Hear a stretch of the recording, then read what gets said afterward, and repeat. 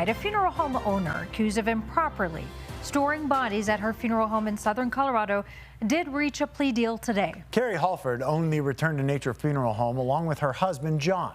Both of them face state and federal charges and are being tried separately. Today, Carrie pled guilty to federal wire fraud charges.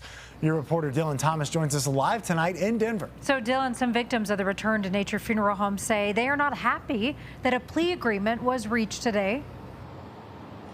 That's because many of the family members of the deceased feel that the only way to really understand exactly what happened is for this to go to trial. They don't only want to know what happened, but they also want to know why.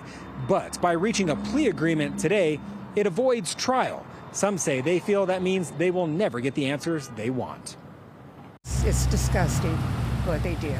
Standing outside federal court in Denver. Every time that we walk into court, we find out something new about this case. Some of the victims of the Return to Nature funeral home shared their frustrations after federal prosecutors reached a plea agreement with Carrie Halford, one of two accused of abusing hundreds of corpses in Penrose, Colorado. I think a lot of the victims wanted this to go to trial because it has become very clear and evident that we will not get information about the case unless it goes to trial.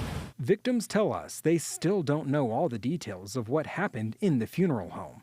Many don't even know if the ashes they were given were even those of their loved ones or not.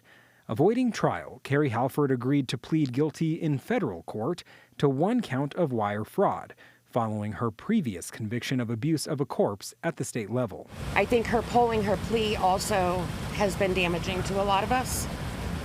We believed that by going to trial, we would be able to hear the evidence and be able to hear what they actually did to us. We still don't know the truth of what they've done to us. So how do we heal from something if we don't know what that harm was? As part of her plea agreement, prosecutors agreed to not request a sentence beyond 15 years. When victims were asked if that was enough time. No, absolutely not.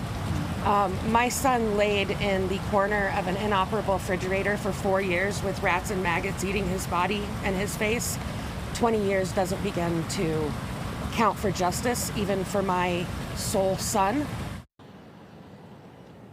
When it comes to the state level abuse of corpse charges, both John and Carrie are awaiting sentencing. John's is set for later this month. Carrie's date has not been set yet. Reporting live in Denver, Dylan Thomas, covering Colorado First. All right, Dylan, thank you.